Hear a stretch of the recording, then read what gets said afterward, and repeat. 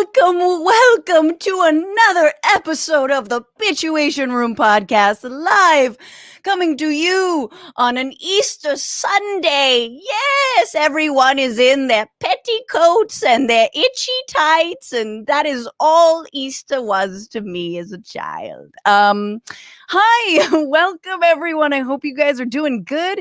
Thank you so much for being here. Thank you for pressing play on the podcast that you're listening to this through. I am your host, Francesca Fiorentini. Once again, here we are. It's Sunday.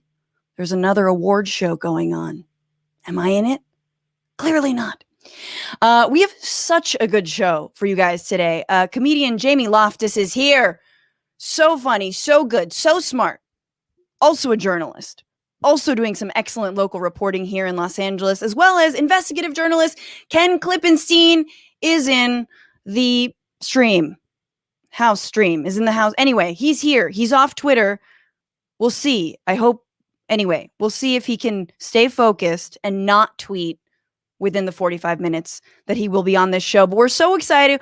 We're going to talk about all the things. Obviously, Matt Gaetz. Then Matt Gaetz. A little bit of Matt Gaetz, probably. Then Gatesgate. I don't know if you heard about that one. We're going to talk about Trump defrauding his donors. Big surprise. The battle over Georgia in terms of voting rights. And then Godzilla versus Kong. That's right. This is not about a battle of strength. It's about a battle of wit. It's a political battle. And we're asking, who do you want in the White House? Godzilla or Kong? Don't answer now. We're going to be asking everybody later. That's our final segment. If you guys haven't already, subscribe and like this stream on YouTube and also on Twitch. What's up, Twitch? Hope you guys are doing well. Make sure you ring the little bell if you're on YouTube. That reminds you that we are live. You'll get a little reminder. Also, we have a Patreon. Yeah, you're right. I've been shopping for, yes, a misfit bra company to sponsor this show for a long time. You know, it's sort of like misfit fruit, misfit boobs. I haven't been lucky thus far. So you are our sponsors, patreon.com/bitchuation room. That means so much. I'm so thankful for everyone who's given $2 a month, $5 a month, $10 a month gets you a shout out in the fart song that I will grace you with in just a second. I want to also tell you, you can tip the show if you don't have Patreon. It kind of is dope, and you can follow a lot of other podcasts, and I really recommend it. But TBR-live on Venmo, TBR live on Cash App, if you don't fucks with the Patreon. But without further ado, let's get this Patreon party started. Thank you to Karen K, to Christina L, to Kevin O, to Emily. Thank you for the big tippers, Karen K again, Joseph R, Joseph L, and now all the Twitch subs. There's some gift subs, there's some tier 1s, mostly tier 1s. Computerland, WAP 2020, Saint Gabe. Chrism, Gatling Combo, Daleks, All Gods Have Abandoned Us.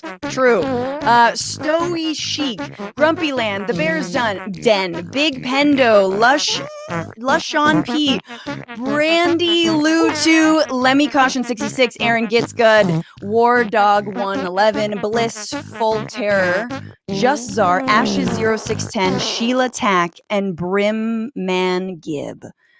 And also, thank you to C Missile for joining at tier 3. Hell yeah, I feel like there's 3 of you, maybe 2 at that tier 3 level. Thank you guys so much for being here. And also, if you've tipped the show, if you've become a patron, basically, if you've given over time $20 or more, I do a special monthly AMA because I'm super interesting and you want to know everything about me. I might have lipstick on my teeth. That's the most interesting part. No, but ask me your questions. We're going to do an AMA in the middle of the month.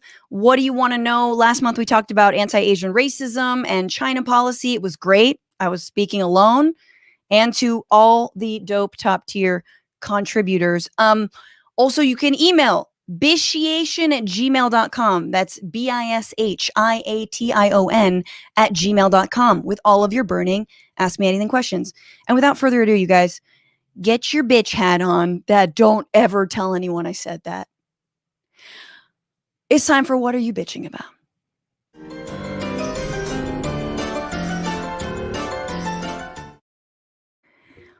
What are you bitching about? Hell yeah, glass half empty. Boo, boo, boo. Here's here's what I'm bitching about. So, News Broke had 3 episodes earlier this year. The News Broke is the show that I do on AJ Plus that I've been doing for many years. And I was just informed that there will be no more episodes in 2021. So, patreon.com/bitchuation room. No, it is really sad. AJ Plus has had some financial trouble, and I think it's important to move on. And there might be 2022 Newsbroke episodes, but for now, this is the show, guys. This must be the place, as Talking Heads once said. And so I'm bitching about the fact that we don't have any more episodes because I love my team: Matt Lieb, Kate Elston, Jesse Fernandez, Pablo. What's up, Pablo, if you're out there? Anywho, if you haven't gotten into Newsbroke, do it, dude. It's like a really good show to binge. We did a 2-part series on NAFTA. Lots of corn jokes. They weren't corny. They were also corny. Corny and corn jokes. The other thing I'm bitching about very briefly before I bring in my guests. Remember how last week we were talking about milkshake ducks and how, like, I was hoping that Chet Hanks, son of Tom Hanks, wouldn't be a milkshake duck. He turned out to be one. Apparently a judge in Texas granted his ex-girlfriend a restraining order after she said that he had been physically and verbally abusive toward her. So womp womp fucking womp. There's this really good New Yorker article about this, which already makes me sound like an idiot, but there was a good New Yorker article about this, about how, like, the whole white boy summer thing, that he was so posing as like, this is not MAGA. Hell nah. This is about white rapper I've never heard of. Other white rapper. This woman called Chet a, quote, good vibes emissary and the son of the closest thing that America has to a father figure. And it's basically like how she was let down and how the white boy summer was, like, squandered on clearly someone who's fairly problematic. And I feel that. Like, I've never dated a skater or a surfer, but I feel like that's the feeling that you would get once you're like, my God, they're just, like, all about love, and then ditch me to hang with their friends and surf all day. Or like are abusive or terrible, or like keep talking about, like, shredding the gnar or what. I don't know what I'm talking about. The pow pow. That's a snowboarder. Anyway, R.I.P. Chet Hanks. You were cool for like a minute, and you'll be back. I think you're funny. Live your truth. Just don't hurt people. Cool. And without further ado, let's get into it. Let's bring in these guests. She is a comedian and a podcaster who hosts the Bechtel Cast, My Year in Mensa, and Lolita podcast for iHeartRadio. You can find her local reporting on the LA area on Knock LA, and her comedy work wherever you want. Wherever you want to find her, she is there. Please welcome Jamie Loftus. Hey, what's up? Hey, not much. So good to have you here. Yeah, I'm psyched to be here. I'm going to bring in our next guest, and then we'll get into it. He is a journalist and self-described FOIA nerd whose written work can be found at The Intercept and The Nation. He was previously a senior investigative reporter for the Young Turks. Please welcome Ken Klippenstein. Hey guys, how's it going? Good, Ken. Ken, making us sweat there, man. Just running through. We have a tech test that Ken burned through. Sorry. When she said my full name, Kenneth, and I just heard my mom's voice, it's like, oh God. Did I call you Kenneth? You're like, Kenneth, you're cutting it close here. I just saw my mom's face. Yeah. Just all caps, Kenneth. So good to have you guys both here. Jamie, what are you bitching about this Sunday? I think it's like kind of an evergreen bitching topic, but I'm still concerned that more people don't talk about the Beanie Babies billionaire.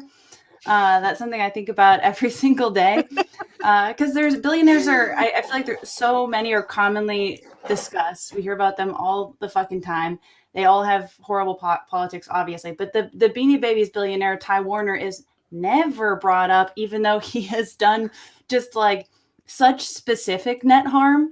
that he owns the Four Seasons, and he like you can like go. He became like a hotelier off of making $1 billion off of Beanie Babies, and he's built this entire scary empire. And all he does is get sued by his ex-girlfriend, like professionally. And it's something I think about all the time. And I feel like no one is interested in him, even though he's like, he has such a specific like Napoleon energy. He's like 5'6", wears platform shoes and like capes. And he dresses himself like a Beanie Baby. Yeah, he himself is a Beanie Baby. He is my king. But also, he's a piece of shit. It's complicated. Yeah. In the general realm of billionaire pieces of shit, he might be at the lower totem pole, but you're asking that we raise that up to just focus on him. Okay, I'm sorry. Is his first name Ty, or that's the company? That both things can be true, and they are. Yes. I hate that name. It's gross. Yeah. If it's Tyler, but like, I'm Ty. Yeah. Yeah.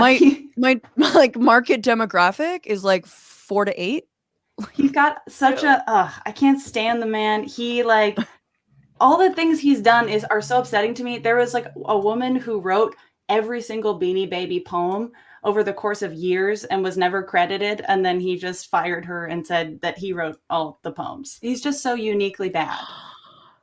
First of all, I just watched the SNL sketch about Beanie Babies, and I had no idea there were ever poems. I think I had one beanie. Why? I don't even know if You it was weren't a beanie. there for the poetry?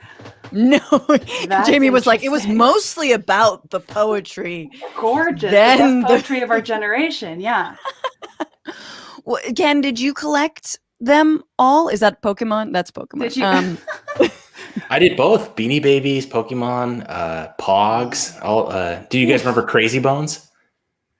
Yes. No. Wait, I haven't thought about Crazy Bones in a while. That seemed like it didn't get as good a footing as the other ones. They were trying to get in on the children's collectibles, but I was into it. It was like these little, I don't know what you call them. It was kind of like, it was almost like jacks or something. It was like these little plastic figurines that you would kind of toss at your opponents. And I don't remember the rules exactly, but it was a thing.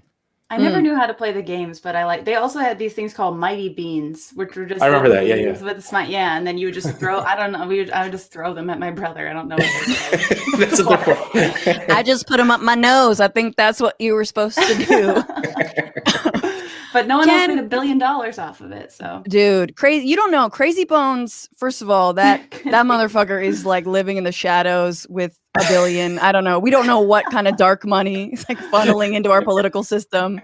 But Kenneth, what are you bitching about? If not Beanie Baby billionaires? I'm not too psyched about like the way Amazon's treating its workers. Yeah, that's an unpopular because everyone, and this is actually something I saw on Twitter a lot, was people were like, 2-day shipping though. Have you thought about that?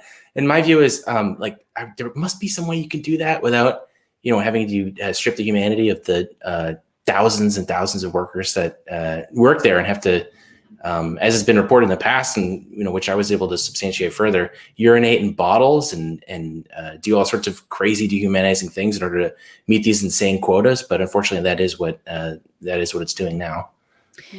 Dude, so are you saying if we went into your history, internet history, you have boycotted Amazon, Ken? Or is there one thing that you're like, dude, I can only get the Pog that I want on the Crazy Bones. You can only find Crazy Bones at this point. But anyway, I do want to, we're going to talk about that later in the broadcast. But yeah, it's weird that people are still making the it's convenient argument. Yeah, as if you can't have both. I mean, the idea is, oh no, if they don't do these things, they won't be able to hit these quotas. And it's like, well, they're already getting, public tax money and largesse in all sorts of ways. Maybe they could just spend some of that on hiring more people so they don't have to do these backbreaking delivery quotas. But apparently that's not part of the discourse. It's really depressing how, some people seem to think that the idea of 2-day shipping ethically is not even worth exploring. Right. Yeah.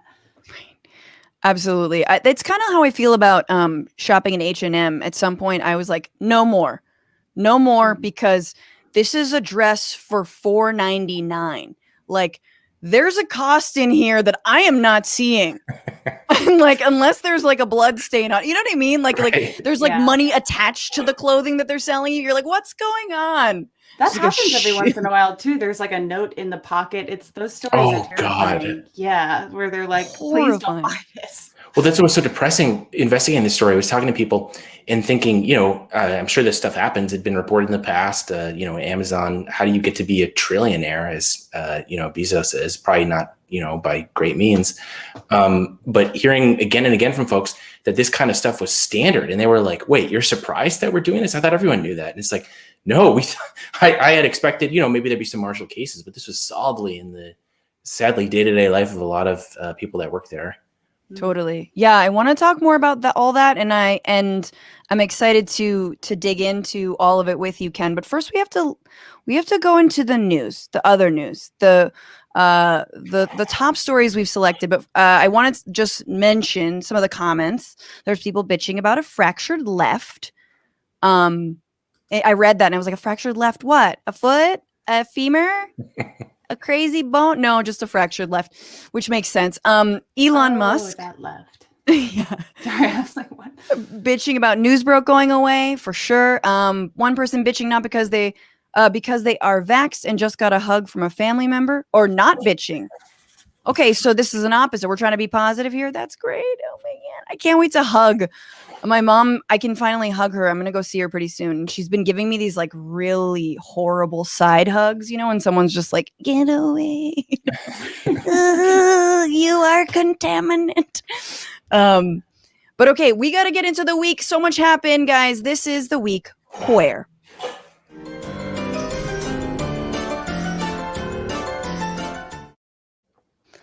Okay, so yes, Biden unveiled a $2 trillion infrastructure plan.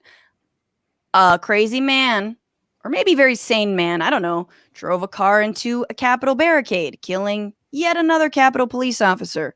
The gut-wrenching trial of Derek Chauvin has begun, and I encourage everyone to read up on all of those stories. But we're not talking about those stories today. We're talking about my three faves.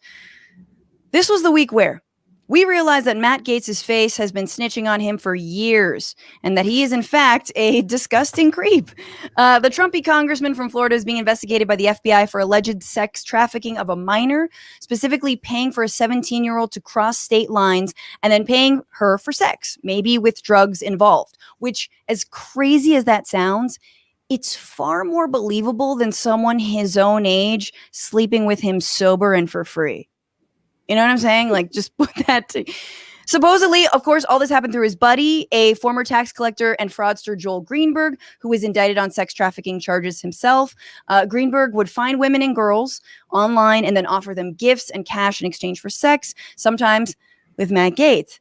And we know that because apparently some of the payments to the women happen through Apple Pay and Cash App, which, like, is anyone else like sort of like, oh, okay, Matt Gaetz using the woke money app. All right. It's very funny to me. Like, no Venmo. All right. Boycotting Peter Thiel.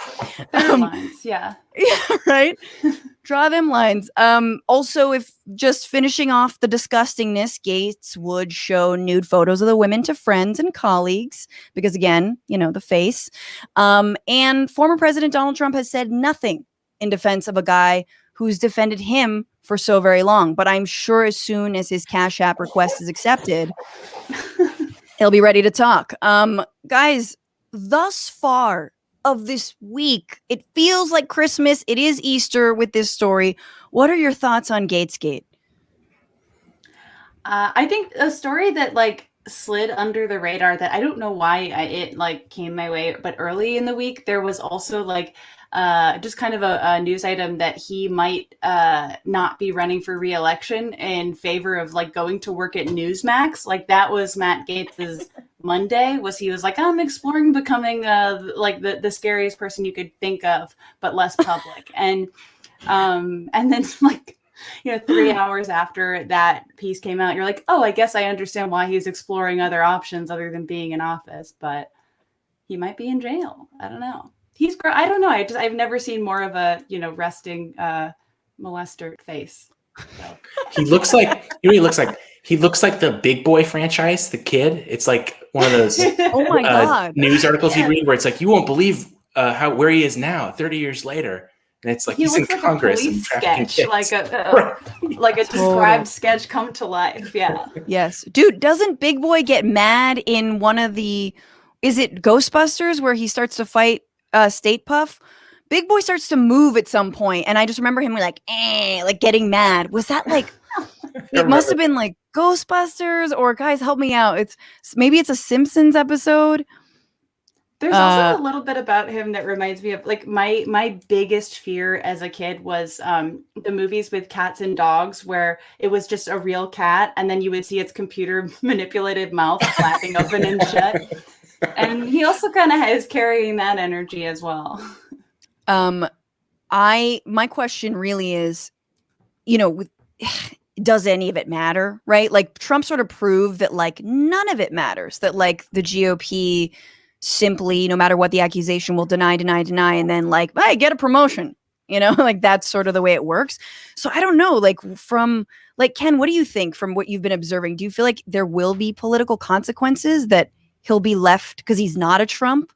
He'll be sort of ditched? I guess it depends what you mean. I think there'll be formal consequences within Congress. You know, for example, I would compare it to Marjorie Taylor Greene's case where she was stripped of her committee assignments and things like that, not because there won't, you're right to, you know, ask this question of, you know, is he going to get away with this insanity that you saw Trump get away with again and again? And I think with the base, he will. And that's very ironic because there's all of these cute people that are, you know, worried about child trafficking. It's like, well, look, you've literally got what you've been talking about, and they're not gonna. There will probably be some convoluted, you know, cosmology where he was actually working undercover to expose these things or something like. They'll come up with something. But on this sort of formal level, his chief aide actually, I think his spokesperson resigned yesterday or the day before, and that is a major bellwether because he had been with him for he had worked for him for years. So I think he probably will end up resigning, but you know, it's like one of those horror movies where it ends kind of ambiguously, and then it's kind of like, wait, is there going to be a sequel here? And then he comes back, and that's what we don't know. Is he going to have a TV show afterwards, or you know? Right, the Newsmax thing, it sort of makes perfect sense. Right. And they would definitely hire him. By the way, the reason his face doesn't move is because he's in Florida and everyone's been advised to get Botox. Like, I think it's mandatory if you make it above a certain income level. Yeah, he doesn't. No se mueve. That tracks. What was I going to say? Yeah, I think that's my brain just melted. But yeah, it's so gross and it like keeps on going. Oh, I was going to say the Q stuff. Like, you're totally right. They'll be like, okay, well, he was trying to entrap other traffickers. And in order to entrap other traffickers, he had to get solicit sex from underage women. Yeah, it was I think he was playing to that because in his statement right after it, he says, my dad was wearing a wire to help the law enforcement catch these guys or something. And I mean, I don't know, I don't have people inside his office, but it's like, it really seems like he's doing a dog whistle to that kind of crowd with this sort of thing. Yeah. Well, so let wrap my head around because he kind of responded to some of this with this like very bizarre conspiracy answer that I couldn't fully get my head around, where he's like, no, actually it has everything to do with my daddy. My father. I couldn't quite get there. What the craziest part about him claiming extortion is that it doesn't change the facts of the case. Right. So if he's being extorted over the sex trafficking allegations, that doesn't nullify the sex trafficking allegation, right? Right. It's like, you're blackmailing me. This is unacceptable. It's like, wait a second. Blackmailing you about what? Right. Right. Oh, my sex trafficking. Right. So it also doesn't help, obviously, that he was the only congressperson to vote against a 2017 human trafficking bill, and not for like the right reasons, not for like the legalize sex work and protect workers reasons, just for creep reasons. The only congressperson. And then there's this tweet, y'all. I'm sure you saw it. Back in 2019, he was still a congressperson where he says in response to BB Rexa's tweet, "There's no age you can't be sexy." He writes, "I say we change Florida's welcome sign to this," pointing. Again, I say the Q people, like right here. This is something you can take and run with. There's a lot of tweets that did not age. I mean, there's other ones with him posing in front of high school girls. Like it's like 4 blonde high school girls, and he's just like, "Look at that!" And it's kind of like at that. I mean, there were these allegations swirling for like a year or two now, and it was amazing to me that this stuff didn't become, more of a thing because he wasn't very subtle about any of it. Right. Yeah, especially when his whole cause was the Save the Children Q people, which is just, I don't know, so absurd. How does he know who BB Rexa is? That's like not a super pertinent question, but I was like, dude, I had to Google that, and then I was like, because initially when I saw it, I was like, ew, who is this person who said you can be sexy at any age? Because it was quote tweeted by a creep. Right. And then I was like, oh, obviously she's counting up in age. Right. In an ageism way, yeah. Right. He's counting down. That, like, it's got to be a test, like you showing that tweet to people. Psychopath test. A psychopath test. Hey, what do you make of this tweet? Oh, hell yeah, dude. Sometimes you're like, oh. Totally a test. Obviously it's been discussed, but I do think it's important to just bring this clip up of Matt Gaetz trying to rope in Tucker Carlson into his web of lies. This was so beautiful. You and I went to dinner about 2 years ago. Your wife was there, and I brought a friend of mine. You'll remember her.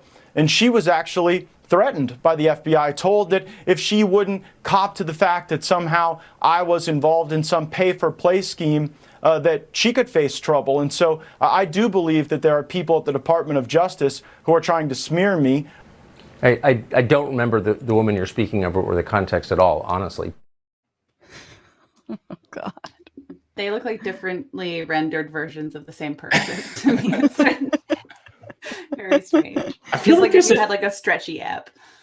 Yeah, that's so true. It's just the eyebrows app. We've all done it. Them out a little bit and like enlarge the head. I feel like there's a subtext there where he's kind of like, I know a lot of you guys do the same things, so you better, if I go down, some of you might. I mean, I'm speculating, but no, it seems like I saw that.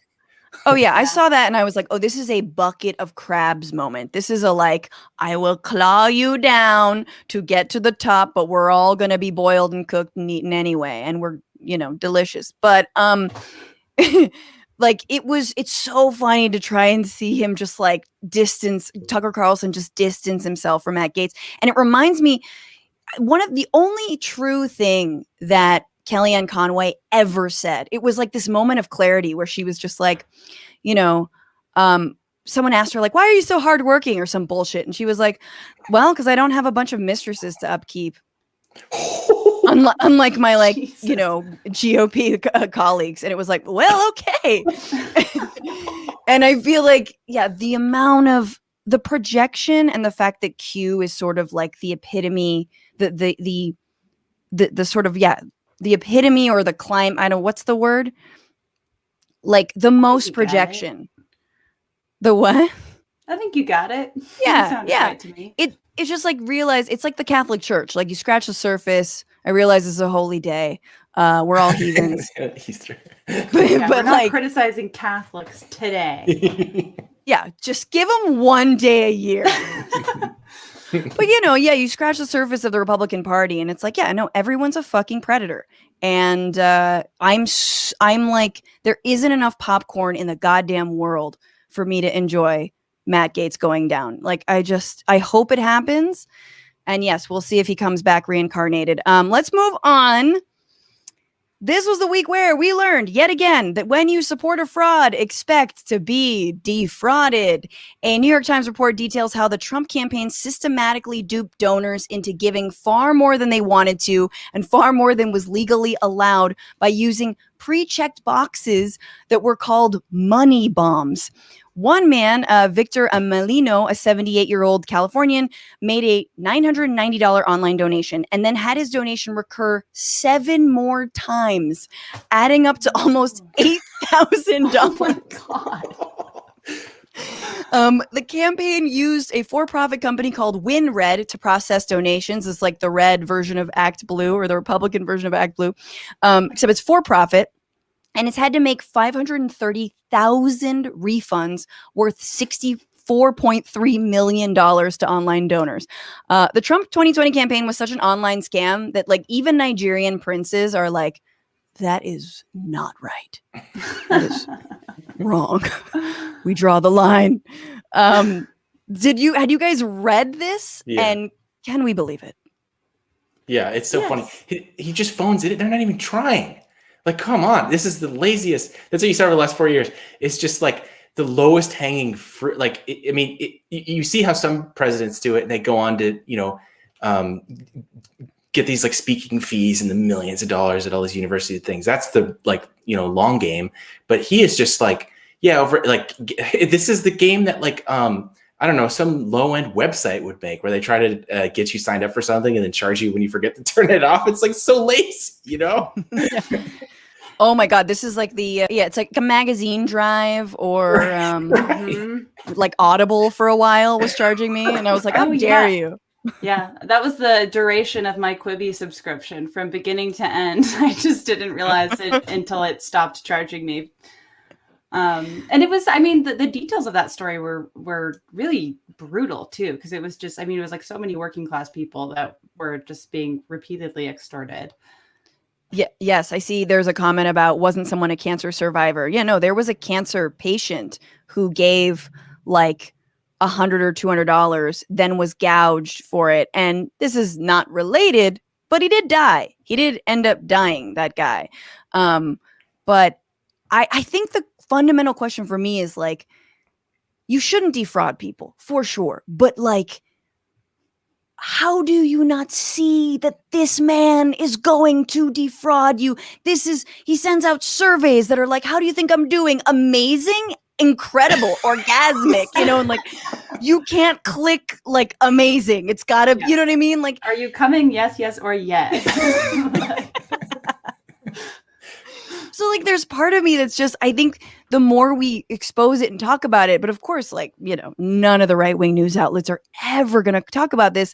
And the thing is that, so these guys, WinRed, are still operating. They're still running the same schemes of, here is a pre-selected donation form that you literally like, when you go through a thing and it's like, yes, yes, or no. And you just kind of like go through the no's. It's like, do you have any firearms on you at the moment? You're like, no, and all that kind of crap. Mm-hmm. It's like that, except every single box is changed. Like, would you like this to recur in a week for a month? like no, check here. Oh, uncheck. If you want it, check. Check double negatives. Yeah, exactly. A check means an uncheck. Want to maybe, yes, give us $1 million. Click maybe. Yeah. I feel like an element here is the demographics of his support, which skews older, let's say, and maybe have some confusion about how to, get something to quit from online or logging in and figuring out how to unsubscribe. Absolutely. You can be sexy at any age. You can know how to work a form at any age. Different issues. Oh, so predictable. I want to move on to our last news item of the week, if you weren't paying attention.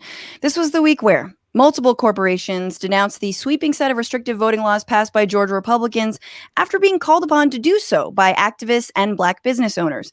Delta Airlines CEO Ed Bastian said the bill doesn't match Delta's values, and Coca-Cola CEO James Quincy called the bill wrong. Yes, our current moral compass is a company that buys back its own stock and another that dries up the global water supply. Georgia Republicans then hit Atlanta-based Delta where it hurts by stripping them of a jet fuel tax break, a move that like I agree with, which gives me that icky feeling where you agree with a Republican, which I feel like needs a name, like Shout and Shudder or something, like, I don't know, something we can think of a name for that feeling when you somehow agree with them. You guys probably heard MLB decided to pull the All-Star game in Atlanta. Hollywood directors and even golfers are thinking about boycotting the state, which is bringing up some interesting questions. So on the one hand, Stacey Abrams is saying, please don't boycott. Please just, quote, stay and fight is what she's saying.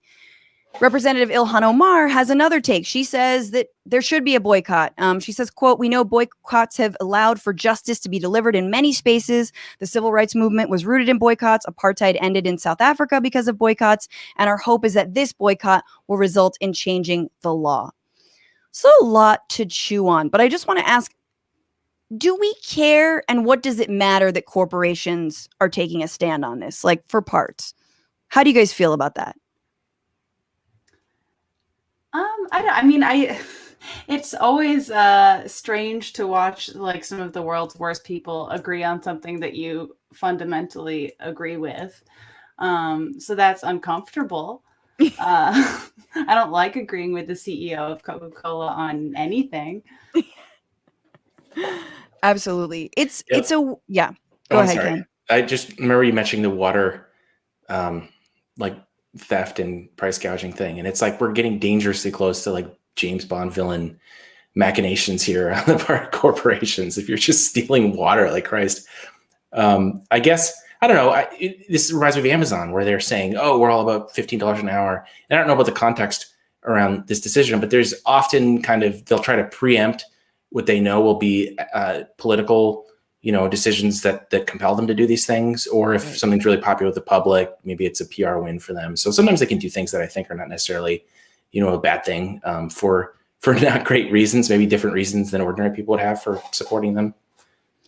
Well, it's an interesting, neoliberal versus straight fascist, segregationist, divide. And if you have to pick one, I'm going to pick the ones that don't want to roll back the clock to the 1950s.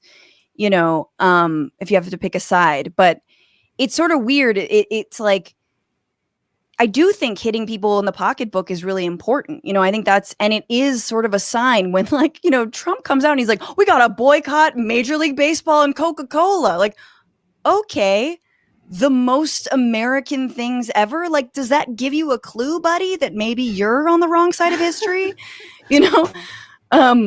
So that's always a thing, but it's like, and I am super fascinated by this boycott question because Stacey Abrams, helped deliver Georgia in terms of the Democrats in the Senate and helped flipped it blue. And it's easy as we start to talk about Georgia as just focusing on the Republicans, but it's such a divided state that you don't want other folks to be punished for the actions of their fucked up state legislature. Yeah, and I feel like I don't know what her exact reasoning is for that, but I do see the short-term effects of that will be bad for business in Georgia and for people who most likely do not agree with the law that was passed will be financially impacted by it, and so that is a tough pill to swallow, and I understand why people in the state would be frustrated to be losing business of no, I agree with you. Where are you going? But. Right. Big picture, I completely understand why it would end up being effective to do a boycott. Yeah, and if it also means that you're going to stop giving corporations tax breaks, I feel with the thing with Delta, I'm okay, that should have happened anyway. But it brings up broader questions because Georgia has really been seen as a place that, right, a lot of Hollywood productions have moved there because of the lower tax or the tax breaks and the credits and things like that, which is great for business, but it's also brings up this entire race to the bottom between states and I don't know, yeah, which makes me not on anyone's side except for obviously the voters and people. Yeah, we'll see how it shakes down. Ken, any final thoughts on how this is going to play out? The All-Star game. The All-Star game. I feel like everything's up in the air. There's a lot we don't know is going to happen. The Senate map looks, unusually favorable for the Democrats, which, generally in the past they've lost votes. You guys were just talking about Georgia, which historically has been, a red state, and that changed. So I feel like there's a lot that we don't really know what's going to happen. That's perhaps a good thing because Yeah. the stuff we knew and took for granted before, it was not good. I forgot to bring up and mention the final part of this. Probably the worst take out of what's going on in Georgia was Governor Mike Huckabee. Isn't it former Governor Mike Huckabee? Why is he still parading around with governor? Am I an idiot or isn't he former? This is like Trump with he's still using the presidential letterhead for his tweets and his statements and things. They're never going to let go of. They're never going to let go of that. You can't just have the eagle and get rid of the text. Like, it still looks like the president. Okay, so this check away though. If he's former, that's true. Okay, I don't know. This is okay. I've decided to identify. Okay, this is Mike Huckabee saying I've decided to identify as Chinese. Coke will like me. Delta will agree with my quote values, and I'll probably get shoes from Nike and tickets to MLB games. Ain't America great? What? I don't even understand the grievance. This is like a mishmash of conservative Facebook memes, but like what is he talking about? Yeah. You're going to get plane tickets for right. what? I don't get it. That's exactly right. I had a couple responses. Yeah, there's like the anti-Asian stuff, and then there's the like all what people are calling woke corporations grievances. But I guess he found out about like the vast overrepresentation of Asian Americans just everywhere, right? Like right. It's Hollywood and brands, like, you know, especially like those Asians like Scarlett Johansson and Emma Stone, and just the ways that they're propped up and given lots of space. It's clearly racist, but I don't know how. That's the question. Do you know what I mean? Yeah. I don't know like what he's trying to say here. Yeah, I couldn't summarize that tweet of like who, you know, it's racist from the first 3 words, but then I don't know. It's just like you're like, are some words out of order, or like it just seems like it was just like a list of words. Yeah. It's like the last few dendrites in his brain are firing. You've seen a lot of tweets like this where you don't really understand, and it's just like these final kind of like racist intimations or something, and but it's not really coherent because his brain isn't what it once was. Because he has so many tweets that don't make any sense anymore. You know, dude, I gotta turn on my alerts for Mike Huckabee. Because I feel he's like also making fun of like pronouns and it was just like there's so many. He's like it was a stew. He's just throwing ingredients in there from all these things he's angry about. I choose to identify as Chinese, and then what? There was like some little Nas X stuff, like Nike. Right. No one even talking about Nike. Oh right, I forgot. That little Nas X. And then you can take my blood and put it in the shoes, and it'll be identified as Chinese blood. Just God, please stick to one shrill talking point at a time. I think it all speaks to the oppression desire, like just the desire right wingers have to like, oh please, all I have to do is get oppressed and then I'll have everything. See how that works? What do you know, and people perpetuate this all of the fucking time. Fuckabee, we're moving on. You guys, I'm going to read some of your comments. Thank you so much for still being here. Make sure to like this stream. Make sure to do all the things. Click all the bustles and whustles. That's what they are. Cherry Goes 5 on Twitch. Strong Meghan McCain energy with Gaetz. Very, very true. Although she would hate that comparison. Firestarter Dragon Joe. He is Butthead from Beavis and Butthead. He absolutely is. God, he does look like that. I don't think Butthead needed the Botox. Butthead's au natural. He's young. He's so young. He's young. On Trump campaign fraud, Mark Jackson on YouTube, make America grift again. Indeed. And torches and pitchforks, I identify as an Okinawan farmer, now go wax off. Okay. Hell yeah. Is that true? I got it. I've seen The Karate Kid recently, actually. And thank you so much for your super chats, Ken M, Kimberly McNaught, Tony Rizzo, Eileen Posner, Pete from Oakland, Jordan L, and Marcus Stefan Koch.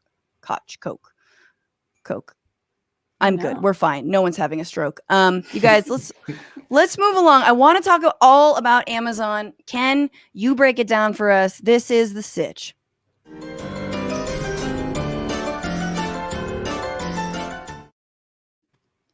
Kenneth Klippenstein,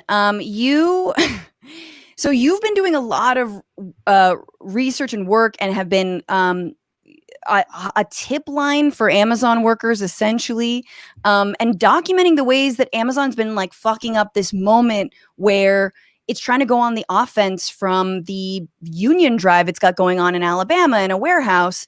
And we've covered on the show that they've been, super catty on Twitter and like trying to clap back in a really sad way to Bernie Sanders and Elizabeth Warren and Mark Pocan. And one of those things was that them denying that any of their workers ever urinated in bottles or defecated in trucks in order to like make their deliveries on time. And just recently they issued an apology specifically to Representative Mark Pocan for denying the claims that this was going on. Were you expecting them to do that? No, not at all. I mean, this over $1 trillion company behaves and acts. And I think what these tweets show is they just can do whatever they want, and they can restructure reality because they have so much money in the political system in terms of lobbying and things that they can get away with. I mean, they're above the law in all sorts of different ways. But really the genesis of all of this was their response to Mark Pocan, where he was saying, treat your workers with respect, this kind of thing.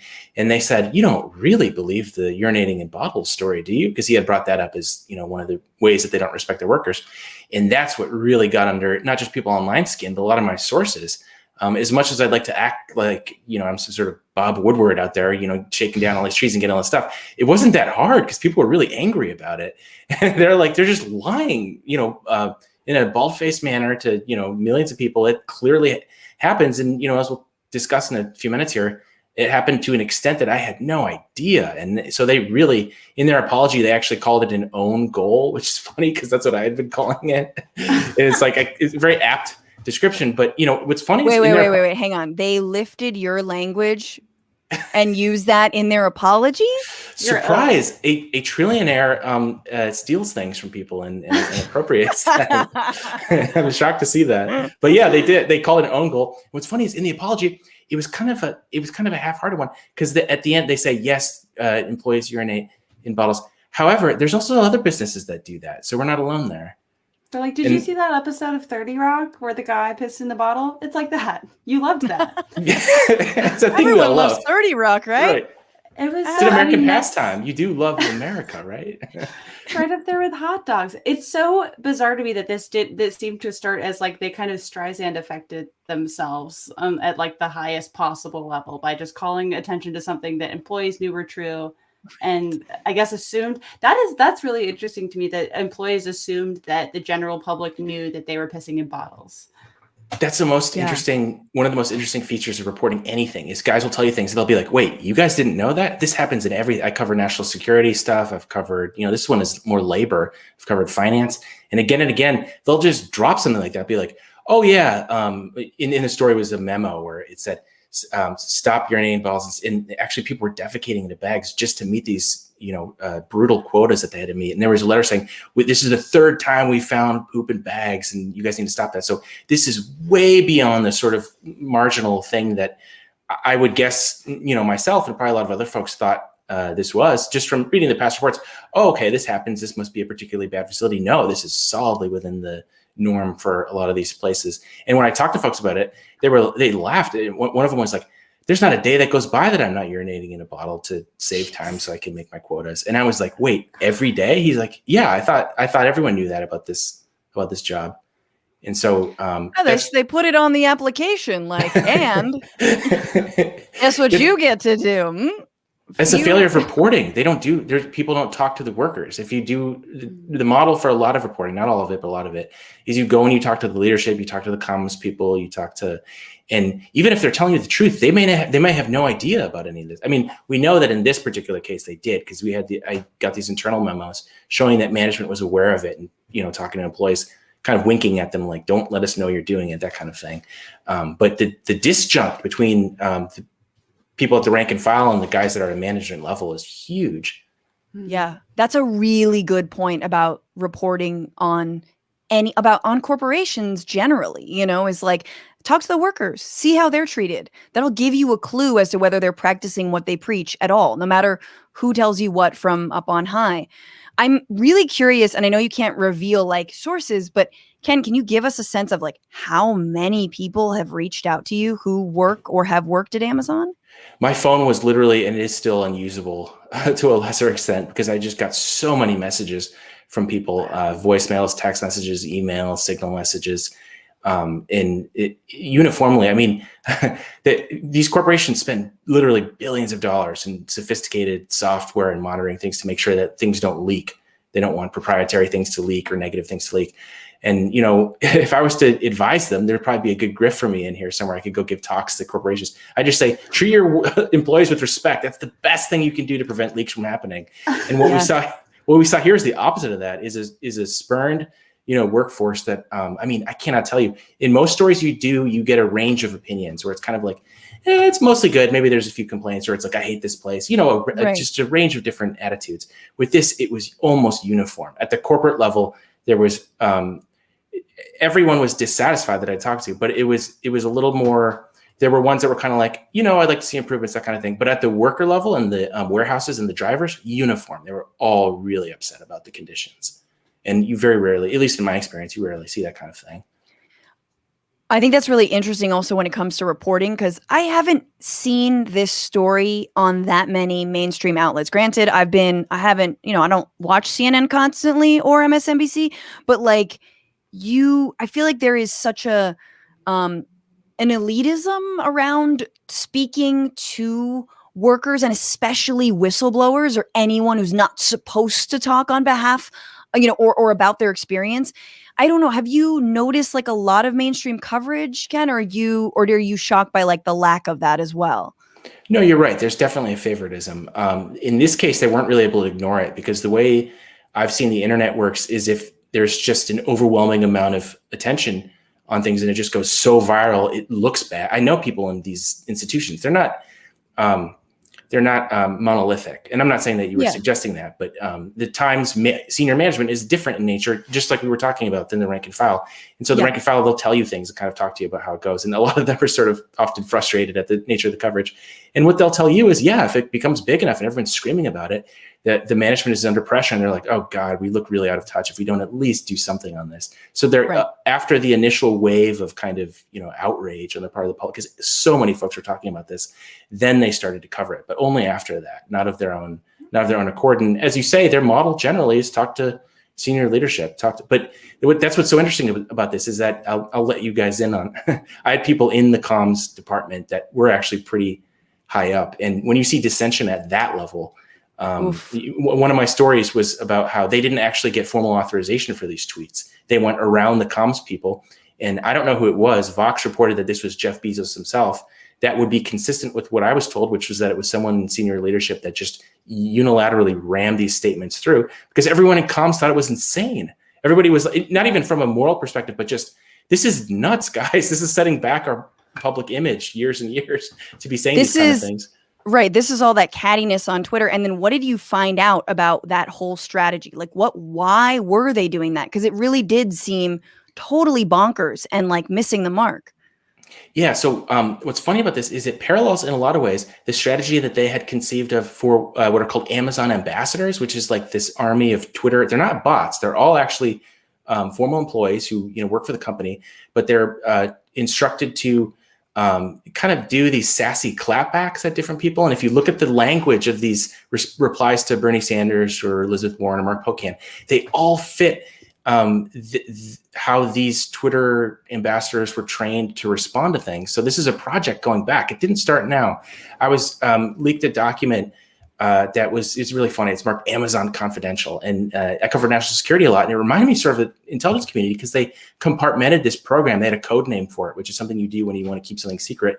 I'd never seen this in the corporate. I'm sure this exists in the corporate world, but it was funny that they had it for this program that it doesn't seem that, it is ridiculous, but it doesn't exactly seem like Watergate. It's more like, a kind of silly PR idea. And the notion here the code name was Veritas. And the idea for that code name was they're telling the truth about the company because they work here and they're going to correct the record on all these horrible slanders. And the way they describe the media, it's almost Trumpian how they're talking about it. I mean, I have my problems with the media. I think it's imperfect and so on and so forth. But the idea here was, they're just slandering us with all these terrible lies. And here's how you're going to respond. And you want to be, they handpicked people who they thought were funny and going to have these kind of epic dunks that they're going to, and they were instructed to do this against policymakers too. And that's what we saw happen this week. So I have a feeling, I think that the document strongly suggests that this had been a program that had been in place. The document was dated 2018. So this is something they've been spending some time thinking about. And I think we saw the culmination of that this past month. Right.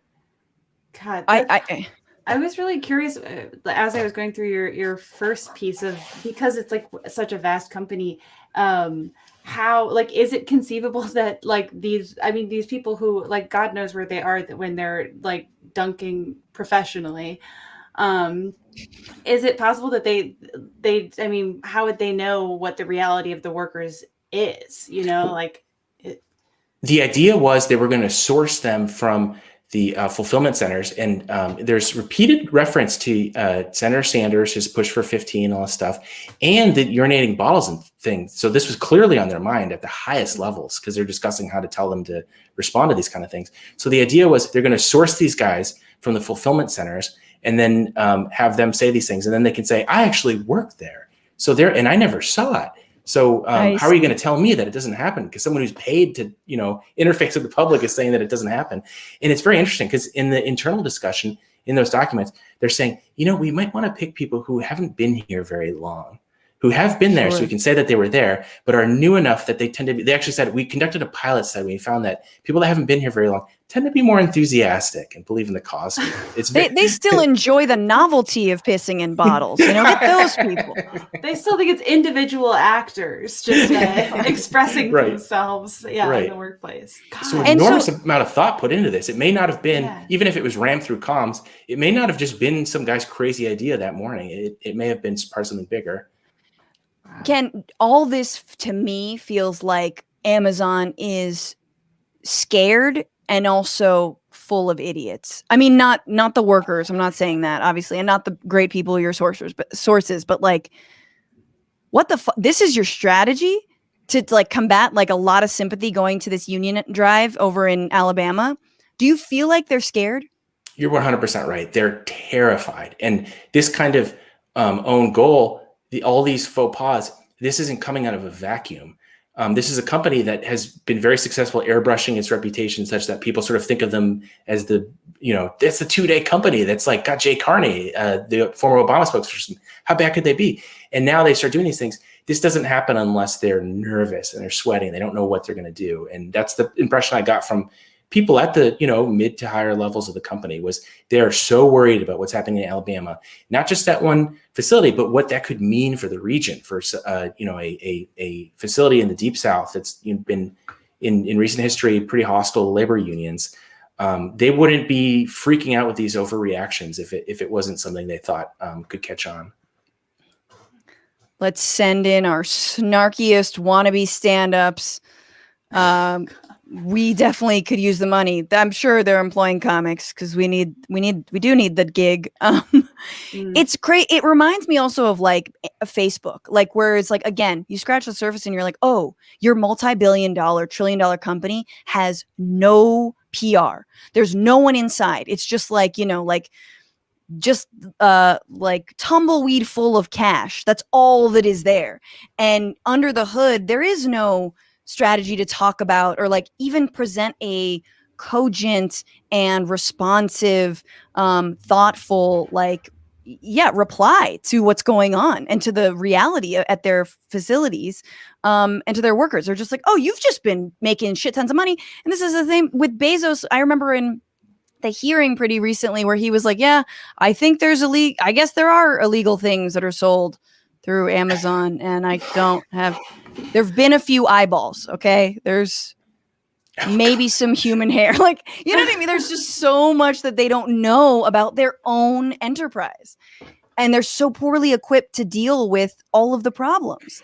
Yeah, you see this, I think, again, I've talked about how I do a lot of national security reporting. It reminded me of the tendency where the propaganda that states disseminate at the corporate level ends up coming back, and they end up kind of getting high on their own supply and believing their own bullshit that they are going around telling people about their company. And they actually end up believing, yeah, we're actually out there to just help everyone. And with this, you notice these free market people they love to have it both ways. They're like, everyone is just pursuing their self-interest and there's the profit motive. There's no morality to any of this. But also, I actually really care too. They love to have it both ways, And I think that's what you see. That's the impression I get from the folks at the top. They're just profoundly out of step and out of touch with reality. I'm a cuddly gajillionaire. Right. Love That's me. just Ty Warner. He's literally the only actual cuddly gajillionaire. Has he replaced his eyes with like those creepy, like, giant sparkly eyes at the beginning? Like the those guys? Use the correct nomenclature. Yeah, the beanie eyes.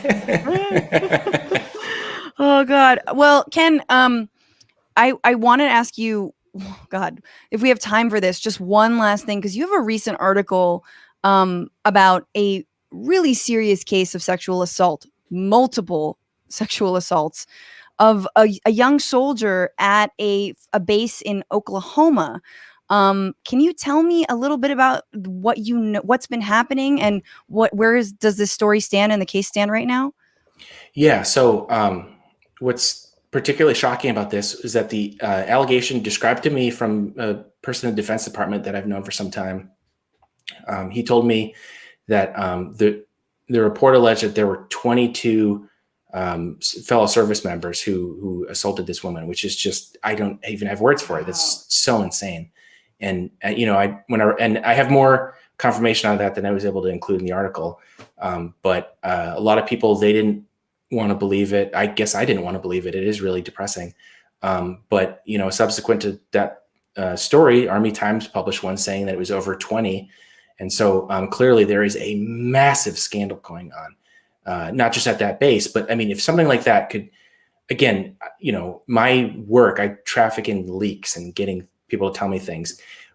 Something you notice pretty quickly is once more than 2 or 3 people know something, you've got a pretty good chance of it's coming out. If 22 people were doing this, and that's what it took until it came out, that means there is some, real rot down to the core of, how this institution is being managed. Yes. And so I think this will continue to be a huge story for the Defense Department and we have plenty of data on sexual assault. It's out of control. And it's just like, this is just a particularly stark illustration of that tendency, I think. Absolutely. I read, I think in your article someone called it a Fort Hood 2.0, I believe, referencing last year's killing of Vanessa Guillen, who was a young soldier also, who was sexually assaulted or harassed and then eventually killed by a fellow soldier, which is insane. And there was an entire report about that, a report about Fort Hood. And I think someone from the Defense Department said, oh, this is going to change everything. Looks like it hasn't changed that much. 20,000 instances of unwanted sexual contact in 2018. This is in the military, up 38% from 2016. And the uptick was almost driven entirely by an increase in assaults on women in uniform. And that's just what was reported, right? That's right. So you have to imagine that's actually much larger. Right. This is exactly like the Amazon case. When I talk to people, they're kind of like, oh yeah, this, it was the folks in the armed forces that weren't surprised by it. They seemed significantly less surprised by it than the general public was. Yeah. And, that's exactly what they tell you. It's kind of like, oh, this is the tip of the iceberg. Like if something happened to me, I wouldn't tell anybody. That's the end of my career. They have so much power over you. Chain of command that creates a lot of opportunity for abuse and things like that. This kind of top-down structure. Dude, abolish it all. I'm sorry. I'm just fucking defund that shit. The BLM movement has got our brains ticking and thinking finally about actually defunding these militarized organizations. What about the military itself? No, you can't be responsible. You are a serial sexual assault system. That's all it is. It's endemic to the point where what you're saying, they're not even surprised by it, which basically means to women and anyone really, suck it up, just do it. Like that's what it is. When you're in the military, that's what happens, which is terrifying. I think there was a quote about someone who said they felt more safe in Afghanistan than they did in a base in the United States. So anyway, thank you for that reporting, and we're going to continue to follow it. We'll put the link in all the descriptions so you guys can read up on what's going on. But we have one more segment to lift our spirits out of this dark place. We're talking about Godzilla versus Kong because, of course, why not? But we want to know not just who was going to win. I don't want spoilers from the movie that I will never see, but we want to know who would win in an election. 2024, Biden's out. Let's do it. Godzilla versus Kong.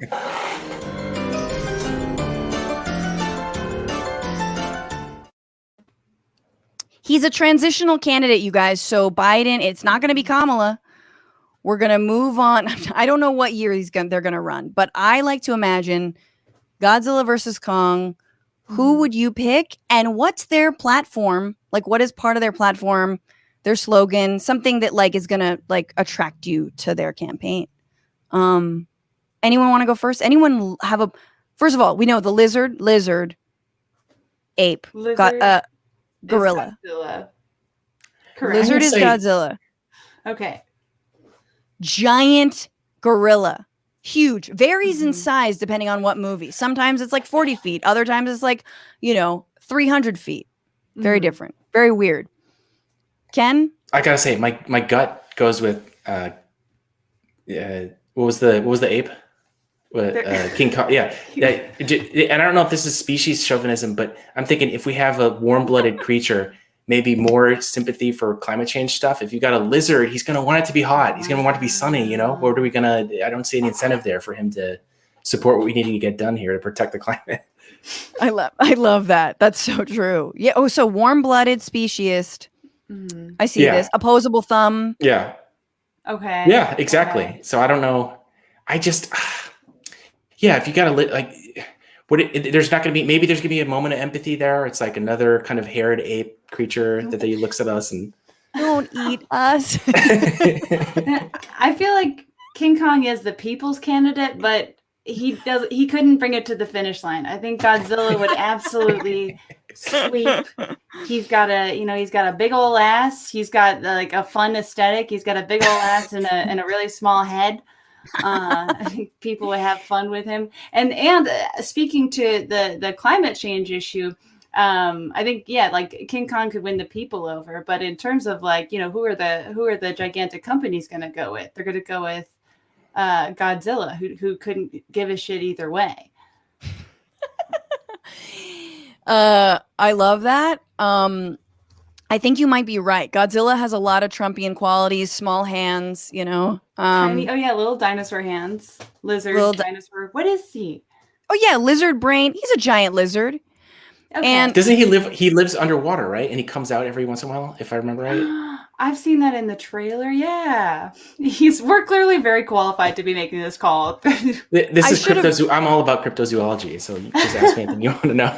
I should have probably consulted you guys on whether you wanted to do this segment or not. And I don't know anything about these people either, but I do know these monsters. Excuse me, but I do know that Godzilla is born of a nuclear meltdown, and ergo, I think he'd be really pro-nuclear power, which might seem like a good idea, but of course, prone to meltdowns and like terrible accidents. Like he's got like a heat laser, or he can like breathe heat. He's got fire mouth, right? Got fire mouth. He's got fire nuclear. So the guy's gonna be like super nuclear. Everything's got to be nuclear, which I'm not down with. I think King Kong, for the reasons that Ken already mentioned, he's like also seems really high energy. Like very. Like very chest thumping, yeah, like very convinced of his like guttural cries. Good rallies, yeah. No, it's true. Very much a people's candidate. I think the climate platform would be the Green New Peel. Who's a potential like Jill Stein in this situation? Who could really split the vote? He would just end up carrying her up the tower that I think he climbs the building. So that would be the end of that. Yeah, it just eats her. I mean, the Predator might be a solid Jill Stein. Like, Oh, there you go. or Alien and Predator. How do the Alien and Predator and Godzilla and King Kong worlds collide? Is that like another like Avengers? They come together and they're like superheroes. Everyone hates me in the comments, and I welcome your hate. So upset. I'm This is so kind of upset it that I seems like like something- really love. No, I think it seems like it'll happen. It appears we're only allowed to have like 6 franchises now, and how many more of them are there? So yeah, that'll probably happen eventually. I think King Kong would be a real neoliberal cuck. That's just an inflammatory take. Oh my god. Good for Gabby on Twitch says Kong is all toxic masculinity. That's so true. Exactly. Picking ladies up off the ground. But like also, do you want a lizard brain? Like another lizard brain president? He goes Guys, with his gut. I He goes with his gut. That's good. It's instinct. It means he's, has fidelity to his.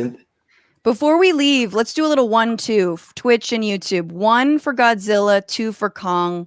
Who would you rather have ring in 2024 if something happens? Trump and Biden can no longer run. Matt Gaetz is going to be with Newsmax. Tucker Carlson. Okay, I'm quickly checking out the ones. All right. Looks pretty even. We got some strong Godzilla support. Nah. Guys, remember, this is not about who you think is more attractive. It's about who you think would govern better. Yeah, is everyone just voting? So look past this. Look past the countenance. And think about the policy. They're trying to think about the policy. But also think about Godzilla's great big butt. His thick, Yeah. thick Godzilla. Jamie's really trying to sell us on the big ass. Godzilla thick AF. Okay, 1 and 2. Thick, that's the argument. Godzilla thick. All right, guys. I don't know how to tally, but I'm going to say it's an even split. They're going to have to co-govern. It's going to be a power sharing agreement. The filibuster won't be abolished, so they'll have to, sit there and spit fire for 48 hours. Okay, Ken Klippenstein, thank you so much for being here. Where can people find your work?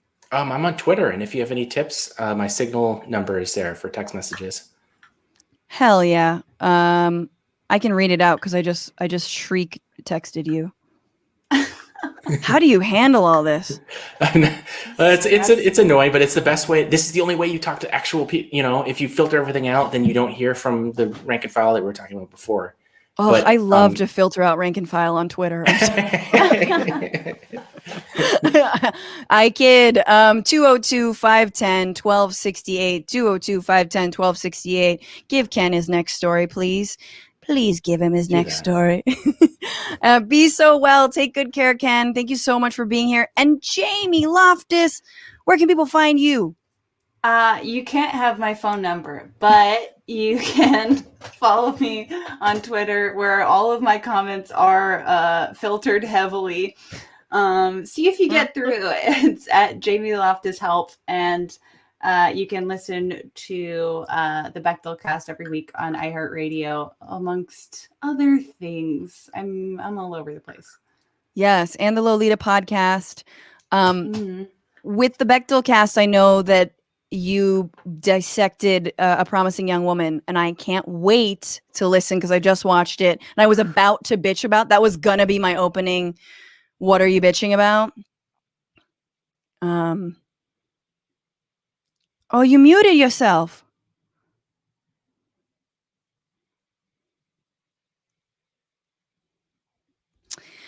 That is our cue to get the F out of here, ladies and gentlemen. Thank you so much to you all, to Jamie, to Ken, to my cat who gives me emotional strength every single day.